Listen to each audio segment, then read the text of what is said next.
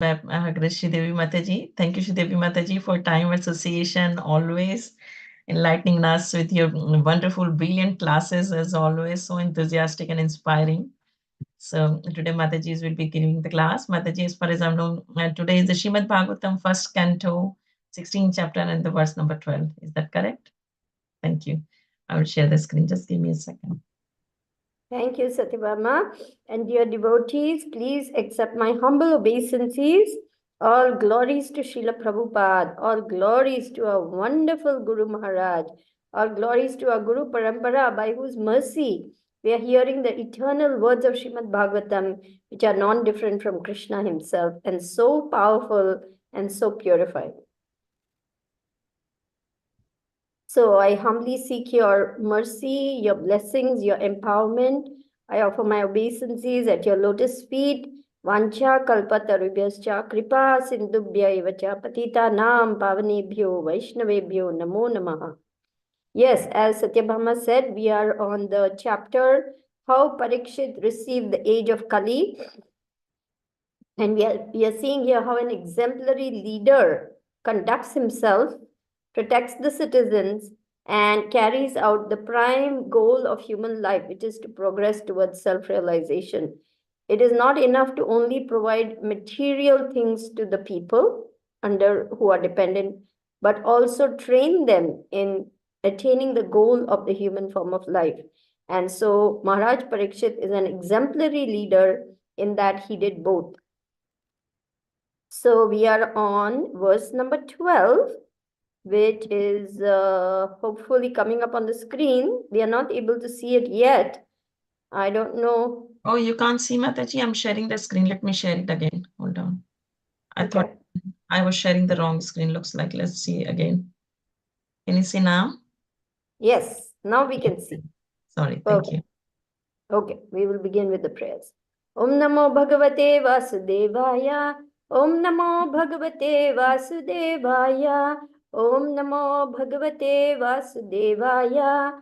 Narayanam Namaskritya Naram Chaiva Narottamam Devim Saraswatim Vyasam Tato Jaya Mudirayet Nashta Prayeshva Badreshu Nityam Bhagavata Sevaya Bhagavati Uttama Shloke Bhaktir Bhavati Naishtiki.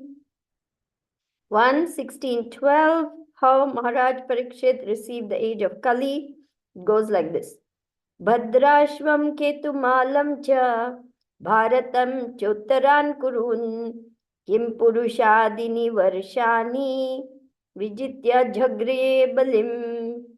Translation and purport by His Divine Grace A.C. Bhaktivedanta Swami Prabhupada, Srila Prabhupada ki jai. Maharaj Parikshit then conquered all parts of the earthly planet. Bhadrashva, Ketumal, Bharat, the northern Kuru, Kimpurush, etc., and exacted tributes from their respective rulers. Purport. Bhadrashva, it is a tract of land near Meru Parvat, and it extends from Gandhamadan Parvat to the saltwater ocean. There's a description of this Varsha in the Mahabharat, Bhishma Parva 7:14-18. The description was narrated by Sanjay to Dhritarashtra.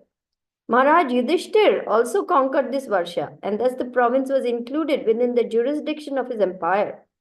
Maharaj Parikshit was formally declared to be the emperor of all lands ruled by his grandfather. But still, he had to establish his supremacy while he was out of his capital to exact tribute from such states. Ketumal. The earth planet is divided into 7 dvipas by 7 oceans, and the central dvipa, called Jambudvip, is divided into 9 varshas or parts by 8 huge mountains. Bharatvarsh is one of the above mentioned 9 varshas, and Ketumal is also described as one of the above varshas. It is said that in Ketumal Varsha, the women are the most beautiful. This Varsha was conquered by Arjun also. A description of this part of the world is available in the Mahabharat Sabha 28.6. It is said that this part of the world is situated on the western side of the Meru Parvat, and inhabitants of this province used to live up to 10,000 years. Bhishma Parva 6.31.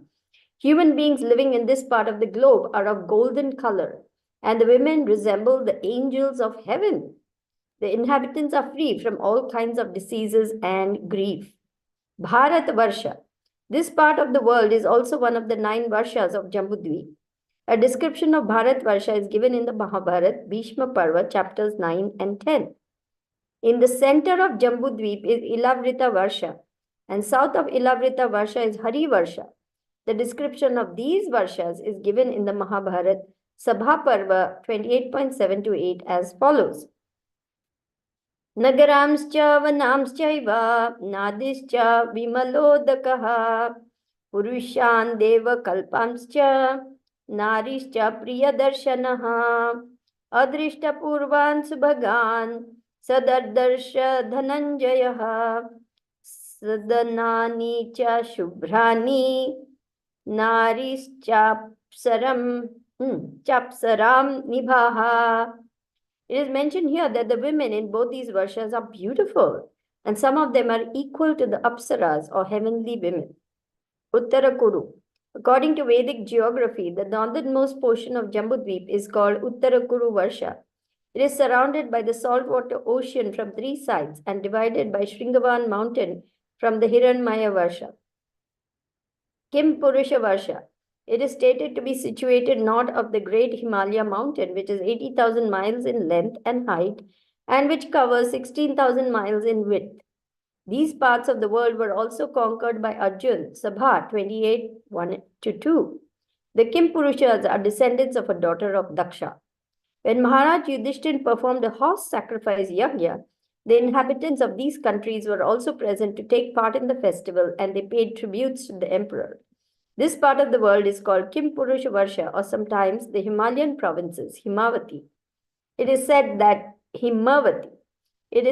Shukadev Goswami was born in these Himalayan provinces and that he came to Bharat Varsha after crossing the Himalayan countries. In other words, Maharaj Parikshit conquered all the world. He conquered all the continents adjoining all the seas and oceans in all directions, namely eastern, western, northern, and southern parts of the world. Om Ajnanatimirandasya Jnananjana Shalakaya Chakshurunmilitam Yena Tasmai Shri Guruve Namaha. Shri Chaitanya Manobhishtam Sthapitam Yena Bhutale Swayam Rupa Kadamayam Dadati Swapadantikam Vandeham Shri Guru Shri Yuta Padakamalam Shri Gurun Vaishnavamscha Shri Rupam Sagrajatam Sahagana Raghunathan Vitam Tam Sajivam Sadvaitam Savadutam Parijana Sahitam Krishna Chaitanya Devam Shri Radha Krishna Padan Sahagana Lalita Shri Vishakhan Vitamscha He Krishna Karuna Sindhu Dinabandhu Jagatpate Gopesha Gopika Kanta Radha Kanta Namostute Tapta Kanchana Gaurangi Radhe Vrindavaneshwari Vrishabhanusute Devi Pranamami Hari Priye Vanchakalpatarubhyascha Kripa Sindhubhya eva cha patitanam pavanebhyo Vaishnavebhyo Namo Namaha. I offer my humble obeisances again to all the Vaishnavas and also to my beloved Gurudev. Nama Om Vishnu Padaya Krishna Prishtaya Bhutale Srimate Candramauli Swaminiti Namine. Nama Om Vishnu Padaya Krishna Prishtaya Bhutale Srimate Bhakti Vedanta Swaminiti Namine. Namaste Saraswate Deve Gauravani Pracharine Nirvishesha Shunyavadi Paschatya Deshatarine Jai Shri Krishna Chaitanya Prabhu Nityananda Shri Advaita Gadadhara Shivasadi Gaura Bhakta Vrinda Hare Krishna Krishna Krishna Hare Hare Hare Rama Rama Rama Hare Hare. So we are continuing to see the great exploits and achievements of the grandson of the Pandavas. Maharaj Yudhishthira was the king. But when he gave up this kingdom, he handed it over to whom? Maharaj Parikshit, who was the son of Abhimanyu, posthumously, because his father was killed in the battlefield of Kurukshetra, but he was in the womb of Uttara, his mother. And Ashwatthama actually tried to kill even this last remaining heir of the Pandavas, but Krishna foiled that. And that is how the race of the Pandavas continued in the form of Maharaj Parikshit, who was a great devotee of the Lord, and his greatness was foretold by the astrologers at the time of his birth. A description of the personality that he was, as well as all his good qualities, were explained at the time of birth. And Maharaj Parikshit, being a great devotee, lived up to all those things, and one of which was to conquer all the kingdoms as well as make them Krishna conscious. So Srila Prabhupada, I was looking at this verse explanation given by Srila Prabhupada in a lecture, and Srila Prabhupada went on to explain that the kings of those days were saintly rulers. So when they went to war, it was not for personal self-aggrandizement. It was for making the other provinces Krishna conscious. It was for making the other rulers understand the real purpose of the human form of life, which is to proceed towards the goal of self-realization. So Krishna conscious ruler would make sure that all in his kingdom, and if not his kingdom, then neighboring kingdom, would also become Krishna conscious. This was the duty of the ruling class. Evam parampara praptam imam rajar shayo vidyu. This has come down in disciplic succession as explained in the 4th chapter of the Bhagavad Gita, verse number 2. There it is explained that all the saintly kings understood it in that way. But in time, this disciplic succession was lost, and therefore I am now speaking it again. Krishna is explaining this to Arjuna. So the saintly kings had a very, very important duty, which was to lead the citizens nicely on the path of material and spiritual progress. Not just one, either material but not spiritual, or only spiritual, not material. No, both together. So if war took place, it was to establish the rule of God, the laws of God. It was not, as now takes place, at the whims of a particular person to satisfy his own lust and greed and lusty desires for position, power, name, fame, distinction, followers, money, resources of another kingdom. No, that is the wars of today, where petty, ignorant people who are so-called leaders are leading people towards hell. Look at the hellish condition of all these young soldiers sent out into the battlefield. Even the Russian soldiers, Ukrainian soldiers, some of them are barely 18, 19. And when they're calling up their mamas, they're saying, I don't want to be in this war. I want to just come back home. I don't understand why I'm here. They're forced to go to the war field. They're forced to sacrifice their lives, all at the whims of a demoniac leader. That's the only word I can say. Who wants all this for his own personal self-aggrandizement. So there's a very heavy price to pay for all these sinful activities. But in those days, the saintly kings undertook war only to establish the rule of law. And that rule of law is living according to religious principles, living according to the laws of God, dharma. To uphold dharma, these wars took place.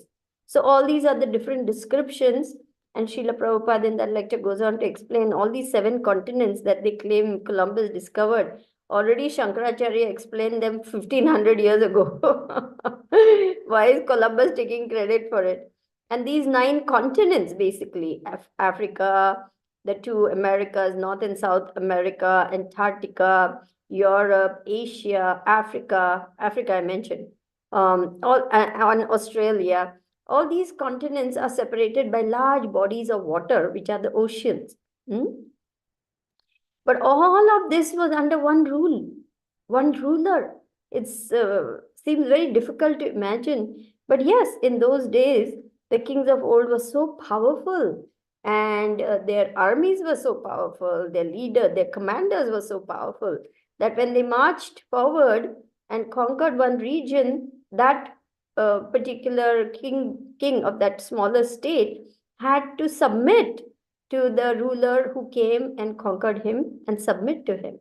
So this is how Maharaj Parikshit became the ruler of the whole world. And then there are detailed description of each of these provinces, each of these varshas, these dweepas, the islands, and how the beautiful women are there. All this is described by Sanjay to Dhritarashtra, also in the various Mahabharata literatures, just to show how, what to say, how massive was the king's empire. It was not just an itty bitty little nation here and there. It was the whole world. Maharaj Parikshit was so powerful, and he was still very young when the snake bird bit him, and then he gave up everything. This is another example of the renunciation of those powerful kings who knew the goal of life and were willing to undertake that in the last stage of life in order to attain the highest goal, that is to go back home, back to Godhead. So I want to go to 1:10:4, because there it is said, when saintly rule happens, what happens to Mother Earth? A very beautiful description is there in that particular purport. And that was describing the reign of Yudhishthir Maharaj. But the same went for the reign of Parikshit Maharaj until Kali entered. And then he was ready to take action against Kali. But it explains over here. Yeah, let's go into the purport. During the regime of Maharaj Yudhishthir, there were regulated rainfalls. Hold on. The first paragraph. Yeah, let's stop there. Rainfalls are not in control of human being. The heavenly king Indra Dev is the controller of rain, and he's the servant of the Lord. When the Lord is obeyed by the king and the people under the king's administration, there are regulated rains, and these rains are the cause of all varieties of production on the land. Not only do they help producing ample production of grains and fruits, but when they combine with astronomical influences, there's ample production of valuable stones and pearls. Grains and vegetables can sumptuously feed a man and animals, and a fatty cow delivers enough milk to supply a man sumptuously with vigor and vitality. If there's enough milk, enough grains, enough fruit, enough cotton, enough silk, enough jewels, then why do people need cinemas, houses of prostitution, slaughterhouses, etc.? What is the need of an artificial, luxurious life of cinema, cars, radio, flesh, hotels? Has this civilization produced anything but quarreling individually and nationally? Just see how powerfully Prabhupada is speaking. Has this civilization enhanced the cause of equality and fraternity by sending thousands of men into a hellish factory and the war fields at the whims of a particular man? See how graphically Prabhupada is describing the world of today. It is here said that the cows used to moisten the pasturing land with milk because their milk bags were fatty and the animals were joyful. Do they not require, therefore, proper protection for a joyful life, being fed with a sufficient quantity of grass? Why should men kill cows for their selfish purposes? Why should man not be satisfied with grains, fruits, and milk, which combined together produce hundreds and thousands of palatable dishes? Why are there slaughterhouses all over the world to kill innocent animals? Maharaj Parikshit, grandson of Maharaj Yudhishthir, while touring his vast kingdom, saw a black man attempting to kill a cow. He at once arrested the butcher and chastised him sufficiently. Should not a king or executive head protect the lives of the poor animals who are unable to defend themselves? Is this humanity? Are not the animals of a country citizens also? Then why are they allowed to be butchered in organized slaughterhouses? Are these the signs of equality, fraternity, and non-violence? So, Srila Prabhupada explains that the king was so responsible that every creature was a citizen, not just human beings. He took care to see that all the species of life were also protected, and this kind of butchering of innocent animals for meat eating was absolutely no. There was no question of breaking the regulative principles because everyone maintained them. It was understood that this is the cause of great sinful reaction, and everyone knew to avoid them because the king was like that. Now, today's leaders, they indulge in everything. Meat eating, intoxication, butchering of animals, illicit sex, gambling. I mean, they are prominently seen and photographed in all such places, even sometimes bringing their families to Las Vegas. And oh, the first families on a vacation in the island of this, and they were seen at this casino, and they were, what is this nonsense going on? These are the celebrities, rock stars, leaders of the nation, and they're seen doing all the possible wrong and sinful things. And the message goes that, yeah, this is normal. So that's why Kali is such a degraded age, because all the sinful activities are considered normal. But we devotees said absolutely not. We said nothing doing. You have to maintain four regulative principles. This is the basic requirement for a human being to be called human being. We don't indulge in these things because it's sinful and brings about severe reactions. So, unless these things are understood with a cool brain, Srila Prabhupada said, to understand spiritual topics, you need a cool brain. It cannot be understood by this feverish materialistic mentality. Therefore, he said, first you chant Hare Krishna. He didn't give the early devotees any rules and regulations in the beginning because he knew they were too sinful, too degraded, too addicted to all bad habits and so on. So he just gave them his love, gave them the Maha Mantra in the form of Sankirtan, gave them lots of wonderful prasadam cooked by his own divine lotus hands. And then, little by little, as they started getting purified, he started introducing all these things and said, okay, now you can take initiation, now you can take your vows, etc., etc. So it's a process. But in those days, the population was so pure because the leader was pure and everyone understood the goal of human life is to proceed towards self realization. So any discrepancy was immediately nipped in the bud. It was not allowed to go on and on and on and on. And then after that, justice system, which take decades and decades and decades for justice to be, all this was unheard of. Immediately justice was meted out. If anything was wrong, off with his head. The king would immediately, swiftly order that the fellow be punished by his head being cut off. Now you might say, oh, this is so severe. But this was to deter those who were committing sin and to protect the innocent public. And therefore, there was no crime. Hardly anybody dared to even commit crime. And therefore, citizens could lead peaceful lives without all this pressure and all this tension and all this torture and all this harassment that goes in the name of, today's government. It is very important for the innocent public to be protected from the demoniac miscreants. If miscreants are allowed to flourish, then everyone goes to hell, including the miscreants. It becomes a very self-destructive society, which is the present society. But in those days, it was not so. The king would swiftly take action against those who committed crime. In today's world, what do we have? Oh, even if he has committed 10 murders, we should not be mean to him. We should keep him in jail. Let him sit and eat for years, taxpayers' money, and contemplate more crimes, sometimes even escape from jail and again begin another spree of crime. But we will not hang him. This is the modern thought. This is all nonsense. Excuse me. Srila Prabhupada explains that this is not compassion, because real compassion would be to see to it that he got swiftly punished in this life so that his next life he would begin on a clean slate. Otherwise, in the next life, he will have to face terrible, terrible punishment for what he has done in this life. But people do not know these things. They do not understand about karma, reincarnation, soul, body, nothing. And so they come up with their own ideas of how justice should be done, how the rule of law should be. Every day somebody new comes up with some new ideas, and then they tout that as, oh, this is the latest thing. And then the same nonsense continues.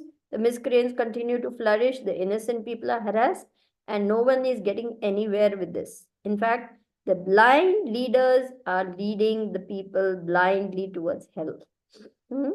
Andha. andha. Srila Prabhupada says blind. Yat andha yathander upanniyamanam.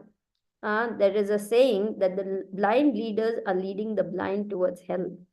So we are in a very difficult stage in world history, and only the devotees can turn things around and save the situation. First and foremost, by us leading pure, exemplary lives, by us showing the way to others of how important is the human form of life and how serious we are about attaining that goal.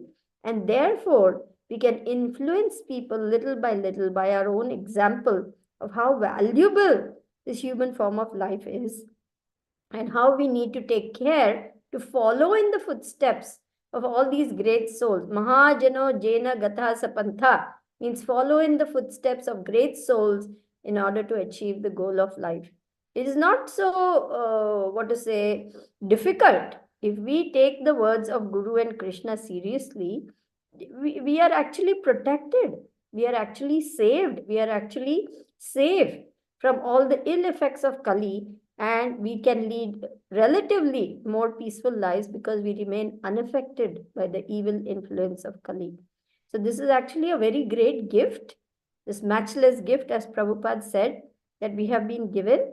So it is our duty to practice the process nicely and then share it with others.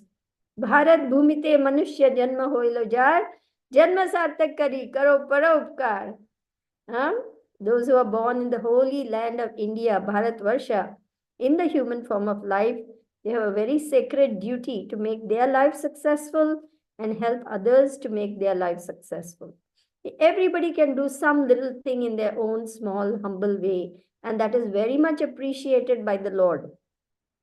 We don't have to be big, big leaders, big, big scholars, big, big people in the limelight. No, in our own homes, doing everything sincerely. I may just be a simple, humble little housewife, a mother. It's all right. I may never, be in the limelight, but that's all right. Krishna doesn't care for the limelight. He just sees your heart. So if that mother is taking care of the child, the home, the husband, the in-laws, or the old parents or neighbors, whoever it is, nicely, doing her duties very nicely with a desire to please the Lord is happy with that. Just like the little ant in the story of building the bridge for Lord Ram, also pleased the Lord as much as Hanuman. Hanuman was lifting big, big boulders and mountain tops and huge trees and building the bridge, and he saw this little ant or spider, some say ant, bringing a little grain of sand, and he started laughing. He's saying, "Come on, get out of my way." And Ram, seeing that, said, "Hanuman, his service is as pleasing to me as your service. He is doing his service, you're doing your service." So we all like the little ant, what we can do, very little. But if we do that little bit with all our heart and soul, putting all our love and devotion, that becomes very pleasing to Krishna. So thank you all for listening patiently. We can open up for comments, questions, corrections. Once again, Mataji, thank you so much. Very powerful class, and telling everything about what is happening in Kali Yuga, and we always see in, day out, actually. So true. Prabhupada is, 50 years back, Prabhupada has predicted everything, and we see that how it's happening around us all over globe. So devotees, thank you so much, Mataji. Devotees, if you have any questions, comments, realizations, please unmute yourself and ask. It'll be nice to take your darshan as well. So if you can keep your cameras on as well. Thank you. Hare Krishna.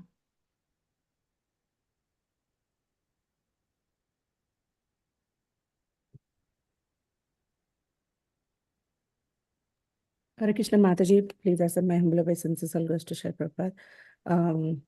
Mataji, what is women's role in this, according to Srila Prabhupada, in the society? What exactly he wants the women to do? Okay. Please accept my humble obeisances, my dear Srimati. All glories to Srila Prabhupada. All glories to our Gurudev. So Srila Prabhupada, he wanted that girls, he called them my dear girls and boys, as he liked to say, that girls and boys should take equally responsibility for spreading this Krishna consciousness with whatever talents, skills, abilities, resources, position, power, whatever they have, they can use that in Krishna's service. For example, he made two American girls get off the train in India when he had taken them and said, go organize a Pandal program.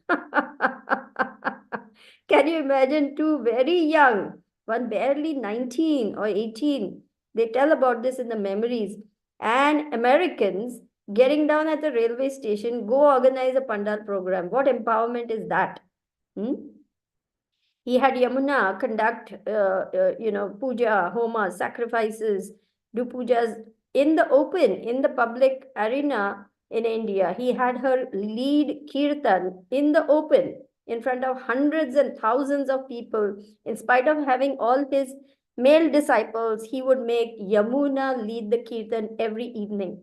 And sometimes the men were a little resentful. Why is this woman leading kirtan? And they sort of told her that, you shouldn't lead kirtan, you should give us a chance. So one evening, Yamuna just, made a sort of a gesture when Prabhupada nodded his head at her. She just sort of said that my throat is not okay. And Prabhupada knew what was going on. He wouldn't accept it. He just kept saying, you lead kirtan, you lead kirtan. And so she had to lead kirtan. So Prabhupada never made any such hard and fast rule that women should only do this and men should do that. He had, men and women doing many, many things according to their capacity. But he also said, when Arundhati wrote to him saying that I cannot do my DT service and take care of my child, he said, your duty is towards your child. You must take care of your child very nicely. Be very clear that child worship is more important than DT worship. So when the children are small, obviously, it is the mother who has to breastfeed, nurse, take care of the child, do so many things. Because the father goes out, he earns, he brings, puts food on the table and arranges for shelter. So his role is different. A woman's role is different once they have entered Grihastha life. And then those things are understood that the woman has to maintain the household nicely, take care of all the inmates of the house nicely, like this. So Prabhupada didn't make any distinctions. Once one person said, should women who are educated, should they still remain home? He said, no, she can be a teacher. He said she can teach, she can be a professor, she can write for Krishna. So if she is well educated, she is intelligent, she can use those skills for Krishna. So Prabhupada never held back women from doing something or not doing something. He in fact made Mukhya. He named her Mukhya. The temple president of Alachua is a lady. She's been there for many years also. She's a Prabhupada disciple. And he gave her the name Mukhya. What's the meaning of Mukhya? Village chief, the Yeah. headman. Yes. Why did he give her that name? She's in a female body, right? Yes. Because he could see leadership qualities, the ability to lead nicely. And I mean, it's nothing new. India has a long, strong, rich history of very able women rulers. Rani Lakshmi Bai of Jhansi, Ahalya Bai Holkar, exemplary queens, exemplary leaders. And who helped Prabhupada to come across the ocean? Sumati Morarji. She was the head of Scindia Steamship Company, and she was the woman president of all the shipping companies of the world at one time. Because she was so able, her own father-in-law gave her charge of the shipping company. He saw her as a very able, very competent lady. So she was his daughter-in-law. She's not the daughter, but he appointed her as the chief of his company. And it was she who helped Prabhupada to come to America. If Prabhupada was against women, he would say, oh, I'm not going to go to a woman and ask for help. But he went to Sumati Morarji, right? So it was a woman who helped him to come to America by providing him that free ticket and so on. So, I mean, we must always be guided by Guru. That's there. We must never act independently, whimsically. The Guru knows very well what is our capacity, what is our ability, what is our talent, skill, and he guides the disciple very nicely, male or female. so that the person can blossom in Krishna consciousness very nicely. So we take guidance from Guru. Is that all right? Yes, Mataji. Yeah. Thank you so much. It's very clear. Nice class, Mataji. Thank you. Thank you. Nice question too. Any other questions?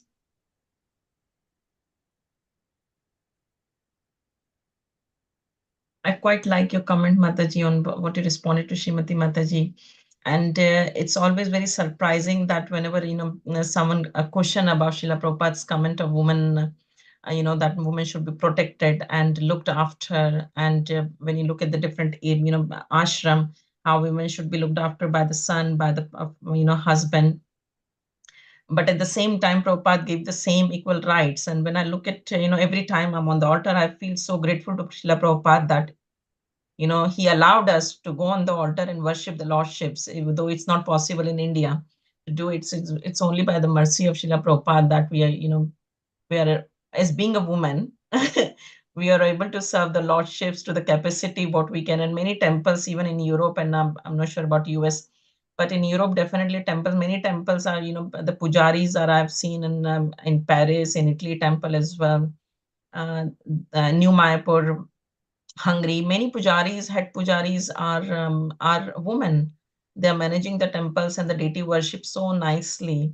So it's said, and even I've seen in the book distribution as well, women go forward and do so much book distributions. I've always seen that, uh, even in serving Srila Prabhupada's mission, Matajis are playing a very big role in preaching in all the areas of movement, basically. Yeah. So Srila Prabhupada has given all the opportunities, irrespective of the gender. Yes, yes. Once in the very early days, all the young disciples, they were all sitting together and listening to Prabhupada, and Prabhupada was looking at each one of them and he said, each of you must go and open a temple in one part of the world. And Rukmini Mataji, she was very young, she was only 16 at that time. There was a stunned silence, and she said, even the girls, Swamiji? They used to call him Swamiji those days. So Prabhupada said, why not? He said, female dress, male dress, what is the difference? Because the soul is the same. And then he went on to describe Janava Mata. He said that she was, she was a spiritual master of the Vaishnava. She initiated disciples also. Janava Mata, wife of Lord Nityananda, he gave that example. And Prabhupada was so proud actually of his disciples, both girls and boys. He was very proud of how they had completely devoted themselves to the mission of Krishna consciousness. And they did. They gave their lives. They gave everything to Prabhupada out of sheer love for Prabhupada. They just gave themselves completely to him to further this movement. We have to appreciate what great sacrifices the early disciples, Americans and Europeans, did to make this movement happen. I personally know one young American mother. She was telling me her own story. She was a book distributor, and about 6 weeks after she gave birth to her baby, she was out on the streets distributing books. And her husband would bring that little newborn baby every 3 hours to her for nursing. She would nurse the baby, she would take a break, she would nurse the baby. The husband would take the baby back home, and she would continue book distribution. Can you imagine? If someone had to tell me do all that, I would say, are you crazy? First, let my baby grow up. I can't expose her like this. What is all this? But no, they did. Women have gone out with babies on their backs to distribute books. Women have sacrificed, women and men, they sacrifice so much to go out on the streets, collect Lakshmi. That's why we have all these big, beautiful temples, the Bombay temple, the Mayapur temple, Vrindavan temple. All the funds came from abroad. These three big temples. Later on, yes, things, developed in India, but initially, all the Lakshmi came from abroad to open these temples. And who did that collection? The girls and the boys of Prabhupada. He called them my girls and boys. So they have done enormous sacrifices, enormous, unbelievable sacrifices, so that we have the ISKCON that we have today. They slept on the bare floor. They didn't have heat sometimes. They didn't have money to pay the rent for the temple sometimes. I mean, so many stories are there. I'm sure you've heard. But they braved through all of that out of love for Srila Prabhupada. And that is why we have the ISKCON of today. So we can never repay that debt, but we must do our best then to take the movement forward.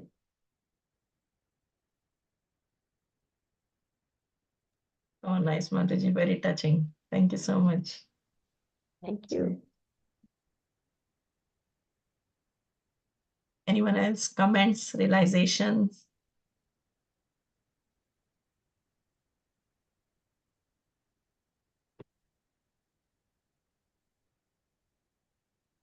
I'm surprised devotees are quite quiet today.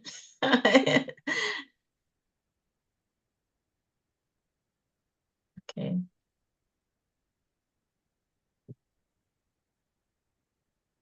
Should we do one round of chanting maybe? Or do you think it would be nice to do it together? Should we do Yeah, that? we can. I wanted to ask if anyone has any thoughts about the Ram Mandir opening, which is taking place on 22nd of January. It's a very big event here in India. It's at Ayodhya, Ram Janmabhoomi. Several of our ISKCON devotees have also gone for that inauguration. It's a big deal here in India. I don't know whether abroad there's you are getting any coverage of the event or what, but Ram Mandir inauguration is happening, and I just wanted to let everybody know. So in case you didn't, you can just watch on TV or your laptop or something when the inauguration takes place. Yes, in UK, we're celebrating big time, like ISKCON Bhaktivedanta Manor, they are doing the flower abhishek to Sitaram Lakshman Hanuman. So there's a big celebration Oh, happening, yeah, in Manor. wow, that's Yes, wonderful. yeah. In our Oh, temple, we are small temple, so we're doing the evening bhajans for 2 hours, Ram bhajans and Ramcharitmanas, and yes, we'll be singing that. And yeah, many temples actually, I didn't know. I've got literally a PDF from one of the devotee, and it listed all the temples in UK, like Sanatan temples. They're all celebrating big time, and yeah, it's amazing. I'm not sure about US if there is anything, because in UK it's definitely Hare happening. Krishna Mataji, please accept my humble obeisances. Here also, I think 8 hours there is mantra meditation and japa chanting in the temples. Yeah. Acha. Please accept my humble obeisances. All glories to Prabhupada, all glories to our Gurudev. I consider it very significant, because this Ram Mandir inauguration is actually a very powerful event. And it is a great boost for our Krishna consciousness. It is a great boost for Sanatan Dharma. It is a great boost for Indian culture, as well as traditions, as well as the principles, religious principles to be remembered Yes, Mataji. and cherished. Yeah, because Lord Ram is ideal ruler, ideal son, ideal king, ideal husband, ideal brother, etc. So it's a very powerful way to remember these ideal qualities of the Lord, and everyone is encouraged to follow in their footsteps. So all over the world, the focus will be on Lord Ram and then his pastimes, his activities. There's going to be very, very big boost to our Krishna consciousness movement also in uplifting the consciousness of people, at least for that one day, and then hopefully, for more time to come. I hope. Also, I think on 22nd, Prime Minister has called that everyone should light diyas at their homes, and that's also there, Mataji. Okay. Acha. I didn't know that. Thank you for sharing that. Yeah. Very Right. very interesting time in our history, given that Kali Yuga is just galloping away. So I consider this a very great victory for us, devotees, and for all people who are godly, God conscious people. Because remember, the fight is now between the Suras and the Asuras. So They must have done everything they could to stop this Ram Mandir happening, but they didn't succeed. So that is a great boost for us, to see this victorious, momentous event taking place. Also Ganpati inauguration. from Tirupati, they are preparing 1 lakh laddus and then sending it to Ayodhya for this festival, for this inauguration. Acha, wow, that's very nice. Wow, so wonderful. Yes, ma'am. Yeah, these events we are actually seeing a moment in history, because it's very significant, very momentous that in Kali Yuga, such a grand temple and such a grand opening ceremony where now hundreds and thousands of people, not just from India, from all over the world will come to appreciate the architecture of the temple, to appreciate, how it is built. Many people are interested in those things rather than God, but that way they at least come to visit the temple. And then all the sculptures and all the dioramas, and then of course all the paraphernalia, sacred paraphernalia that go with it. So they are at least getting a little touch. They come in contact with something that's eternal and divine, which is to their eternal credit also. So this is a great boost for all of humanity, actually. Also, I think Ayodhya went into Guinness Book. There is one street where they have made like a solar. That's the biggest street in the world, actually, with solar lamps. So it went into Guinness Book. Oh, the street leading to the Ram temple? Yes. Oh, wow.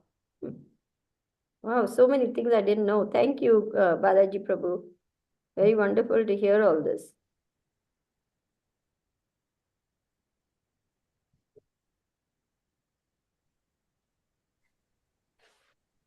Hare Krishna Mataji.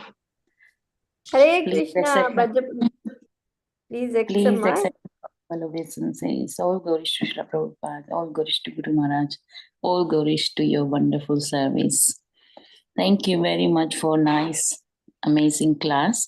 I couldn't quite sit down and hear, but yeah, it was really nice. So I can't make any particular point, but it's really nice subject. And in addition to your class, you brought it up this temple, Sri Ram Temple of Ayodhya, which is quite nice as well. And I was just feeling like we see all these things going wrong in the this day and age, but this is something amazing to witness, even though not personally, but just hearing about that and seeing that world is, still our Bharat Bhumi has got so much, and these days to witness is feels so fortunate and feels so like, sometimes things are going wrong and we feel so overwhelmed, but hearing about these things, events, and is quite amazing and really hope giving. Yes, yes, you said it, Bhadra. Please accept my humble obeisances. All glories to Prabhupada, all glories to our Gurudev. You absolutely hit the nail on the head when you said these events are very, hope giving. And these events are very powerful because all around there's just bad news, literally because of Kali Yuga. But when such a thing happens, it's like a big slap in the face of Kali. And devotees become very happy, that the Lord is being glorified, His temple is being glorified, He is being glorified, His pastimes are glorified, His name, fame, pastimes, everything is glorified, His associates are glorified, and devotees become very jubilant.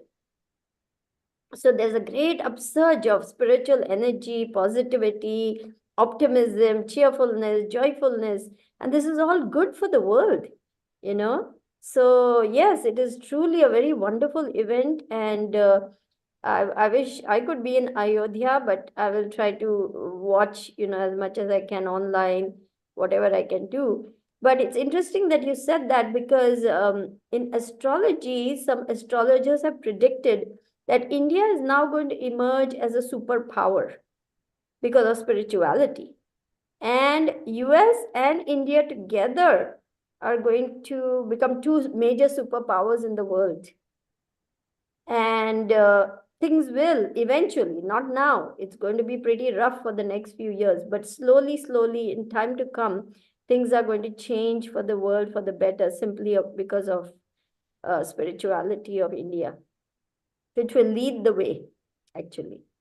And that's not surprising, considering that Srila Prabhupada, wanted this Krishna consciousness movement to spread all over the world. And there's the prediction, remember? Prithivite yat ache yata nagaradi gram, sarvatra prachar hoive mora naam. So as Krishna consciousness spreads more and more and more, definitely we are going to see a change. The golden age will manifest more and more.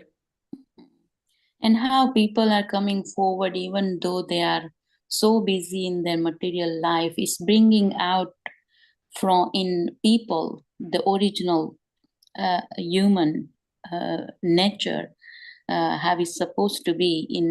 It's just so soothing to the heart.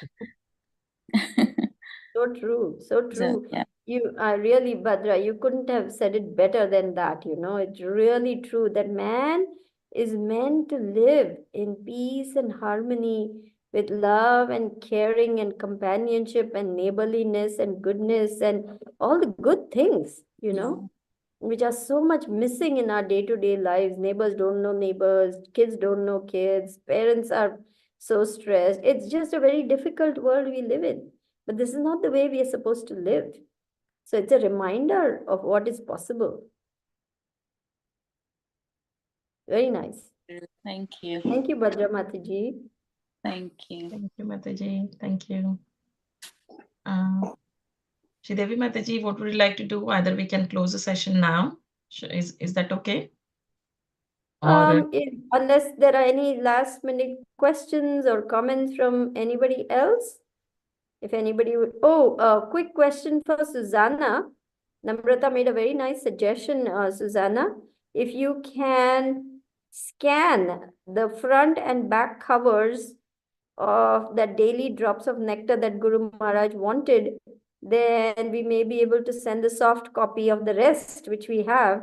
And then together Guru Maharaj could have, what he wants. He wants the daily drops of nectar, but he wants the front and back covers. And we just have the inside text. So do you think, Susanna, you could arrange for scanning the front and back covers and send it as a PDF document? Hare Krishna, Sridevi Mataji. Please accept my Hare humble Krishna. greetings. Please Thank accept you for mine. the lecture. Yeah, I already got her message and I took photos, and now I'm sending it to her via email, because it's better I send the other way around, but yeah, email might be better. Perfect. I hope it's good resolution, though I'm not sure, but hopefully yes. Okay, It will sounds satisfy. good. We'll try, because this is all Yeah, that that's we have. a good idea. I contacted Radha Bhakti also. I contacted Vishnu Priya also.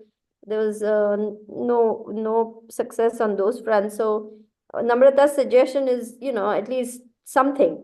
So let's Yeah, try good it. idea. Hopefully Gurudev will be happy with what we have cobbled together for him. I hope Not so. ideal, but it's better than nothing.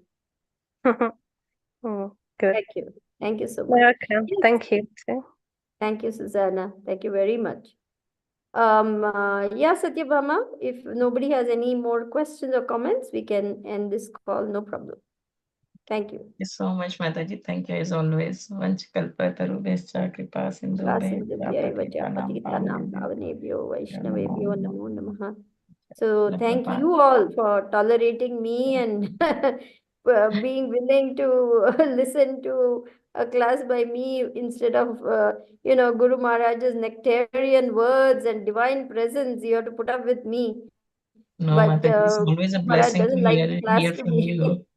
to not go on. So that's how I just do it as a service to everyone. I know I'm not so qualified, but because it is Gurudev's desire that we do the class, I agree to do it. But I know all too well my limitations. So thank you all for tolerating me. You're too humble, I'm Mataji. so Thank fortunate, you. Mataji, to that easily available your association, everybody's association. So grateful.